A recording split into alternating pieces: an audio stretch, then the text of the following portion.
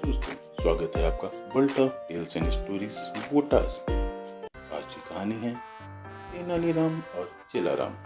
चलिए चलते हैं अपनी कहानी की तरफ।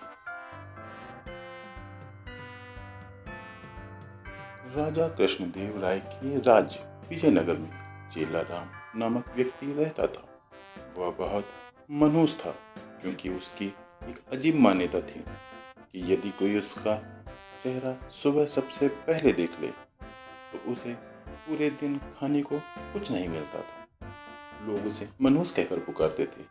चेलाराम इसी बात से दुखी होता था। एक दिन यह बात राजा के कान में पहुंची। राजा बहुत उत्सुक हो गए। वो जानना चाहते थे कि क्या चेलाराम वास्तव में इतना मनहूस है। अपनी उत्सुकता को दूर करने के लिए उन्होंने चेलाराम को महल में बुलाया। चेलाराम खुशी खुशी महल के लिए चल पड़ा। चेलाराम महल पहुंचा तो राजा को लगा कि यह व्यक्ति दूसरों से अलग नहीं लगता। वह यह सोचने लगे कि ऐसा कैसे हो सकता है कि दूसरों के लिए यह मनहूसी का कारण है। इस बात की जांच के लिए उन्होंने आदेश दिया कि चेलाराम को उनके शयन कक्ष के सामने वाले कमरे में ठहराया जाए। आदेशानुसार चेलाराम को राजा के कमरे के सामने वाले कमरे में ठहराया गया। महल के सुंदर बिस्तर, स्वादिष्ट खाना और राजसी आयोजन को देखकर चेलाराम बहुत खुश हुआ। उसने पेट भरकर भोजन किया और रात में जल्दी ही सो गया। अगली सुबह जब चेलाराम जागा, वह बिस्तर पर ही बैठा रहा। इस दौरान राजा कृष्णदेव राय उसे देखने के लिए कमरे में आए। उन्होंने चेलाराम को देखा और फिर अपने रोज के कामों के लिए चले गए। उस दिन संयोगवश राजा को सभा में जल्दी जाना पड़ा, इसलिए उन्होंने सुबह का नाश्ता नहीं किया। सभा दिन भर चलती रही, लेकिन राजा को भोजन करने का समय नहीं मिला।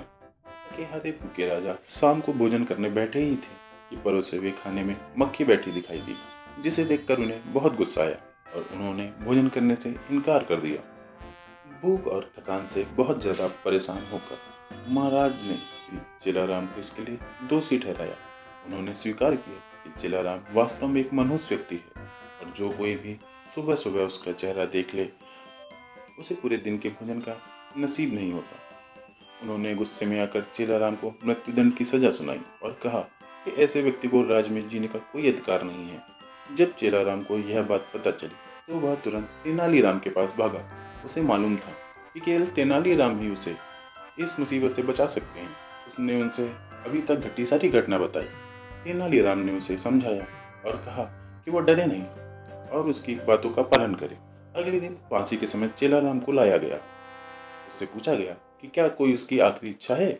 जवाब में चेलाराम ने कहा, हाँ, मुझे महाराज समेत पूरी प्रजा के सामने कुछ कहने की अनुमति चाहिए। यह सुनकर सभा को इसकी जानकारी दी गई।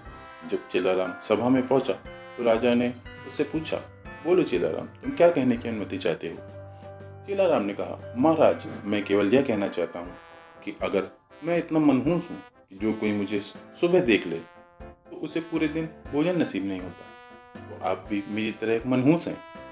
यह सुनकर सभी लोग हक्के बक्के रह गए और राजा की ओर देखने लगे। राजा ने भी क्रोधित स्वर में कहा, तुम्हारी ये मजाल, तुम ऐसी बात कैसे और किस आधार पर कह सकते हो।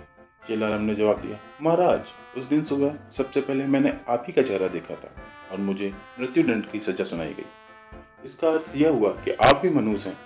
जो कोई सुबह सबसे पहले आपका चेहरा देख ले उसे मृत्युदंड मिलना तय है। चेलाराम की यह बात सुनकर महाराज का क्रोध शांत हुआ और उन्होंने माफी मांगने के साथ चेलाराम को रिहा करने का आदेश दिया।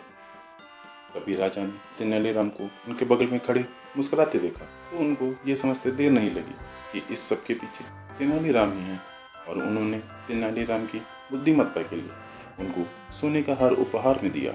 इस कहानी से हमें यह सीख मिलती है कि कभी भी किसी की कही सुनी बातों में नहीं आना चाहिए और अपने विवेक और बुद्धिमत्ता से ही निर्णय लेना चाहिए। दोस्तों, आपको यह कहानी कैसी लगी हमें कमेंट में बताएं। कहानी को लाइक करें और सबके साथ शेयर करें। धन्यवाद।